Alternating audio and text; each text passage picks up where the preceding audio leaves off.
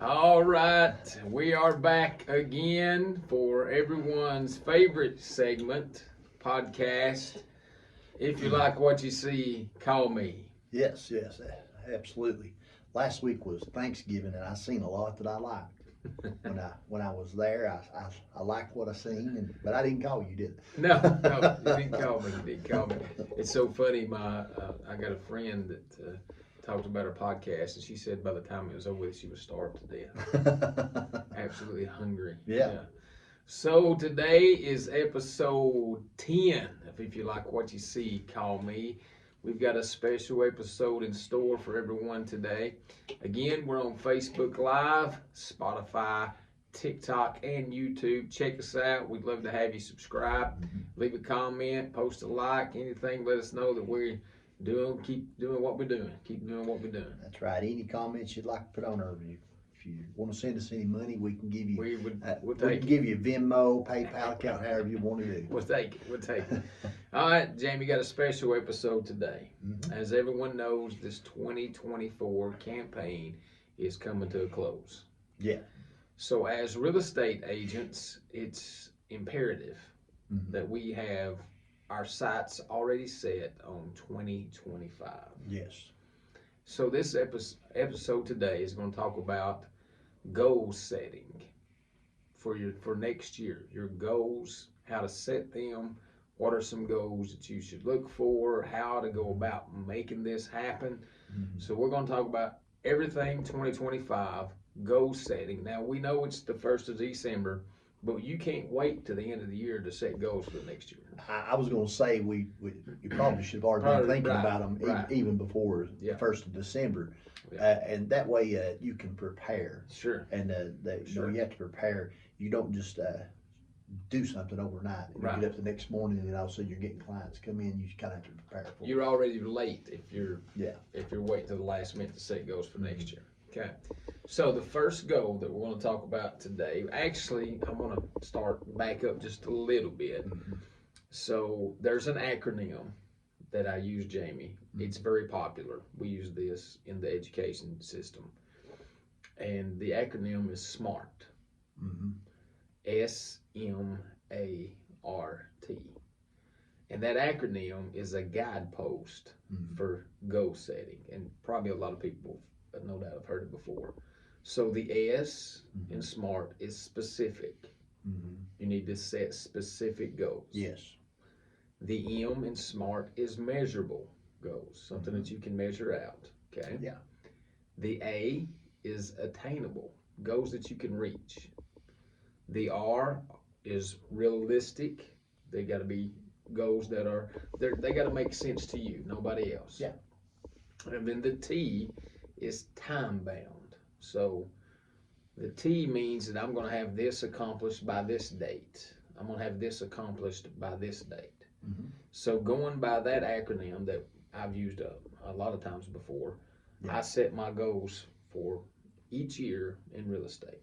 Yeah. Now I actually started in the middle of the year, just kind of survived my first half year. Yeah. But when we got to the new full calendar year, I listened to some great podcasts, and this helped me set some goals. So I'm going to start with mine, then I'll bump it over to you. Okay. Yeah. The first goal that I set is the number of closings I want to reach in the year. Yeah. From January 1st to the end of December, I want this many closings. Yeah. What about you? I do, and that's kind of where I guess I hit that goal one year, and I hit 32. I think the second year I did real estate. So I wanted to hit, and then the next year was about 30 or 31. So that's my goal of how many transactions I would like to do. But it kind of changed some this year. Of course, I'm off from that goal this year. It's been a slow year for me, and that happens sometimes. The year I got 32, I was thinking 15 to 20, and I just nailed it. Just went over. But and that's a good thing. So I think 30 is about a good number for me. That is obtainable for me. That makes sense. It's measurable, and that's that measurable thing you're talking about. Yeah, 30 those. And I don't know what yours is. But that's what mine was. And I'm short of it this year, but I'm still going to strive for that next year. Yeah, yeah. Mine's 30 too. Mine was 30 for 2024. And so it's probably going to be, we'll take a look at the numbers at the end. I'm sure I'm there past that. So it's going to be somewhere around that number. Now, inside of those number of closings, I have a goal that I want a specific number to be from sellers and a specific number to be from buyers. Okay. So if 30 is our goal, 20 from sellers, 10 from buyers, something like that, or it could be 15 apiece. Yeah.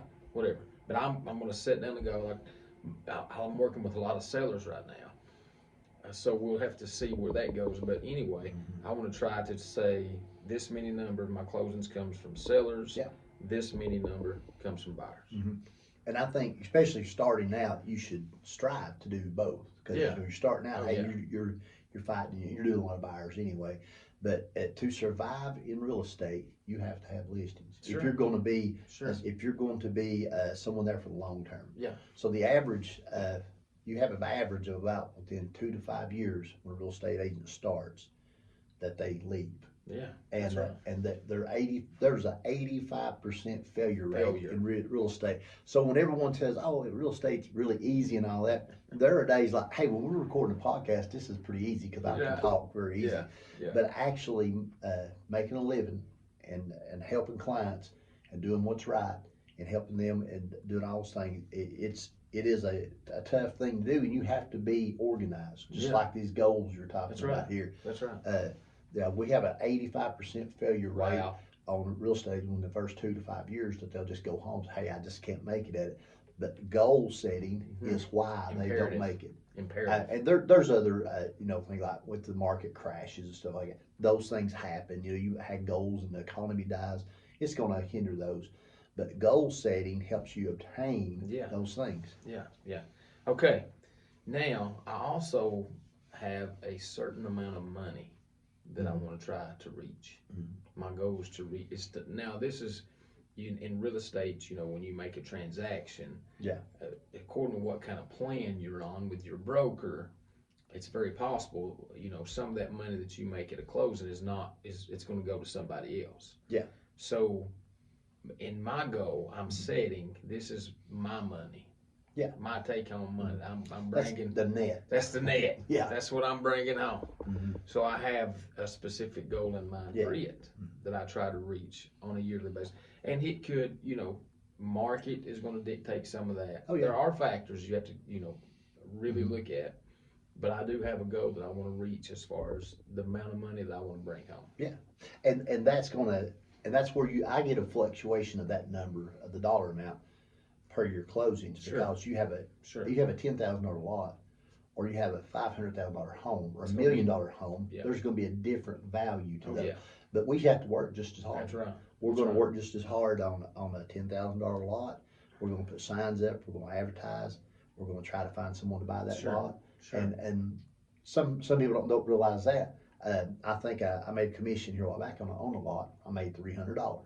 I worked about 8 weeks to make that $300. But that was in addition to the other deals I was having to. But you still put forth that effort, and that keeps and everything out there that you do. And this is going to go back to one of my goals, advertising. Oh, okay. If I put a lot for sale, I'm going to put signage on it. Well, some agents say, "Well, I'm not wasting the sign." If you got an agent that don't want to waste a sign on a lot, well, I think you should encourage yourself to find a new agent. Yeah. And I say that because that's advertising. That is advertising dollars that will work for to get your property sold, which is good for you. And it's advertising for me. Well, just look at the avenues that putting one sign up could possibly create. Somebody come by, they see your sign, you got this lot for sale, and they're like, "Oh, by the way, my buddy's thinking about selling his house." Absolutely, yeah. Or I've got a neighbor down here who's been talking. So that one sign created a possible sale for the listing you had, and opened the door for possible clients in the future. Absolutely. All right, now my next goal is, it's not as specific right now as I want it to be, because I'm still, I guess, working some things out in my head. Yeah. But in 2025,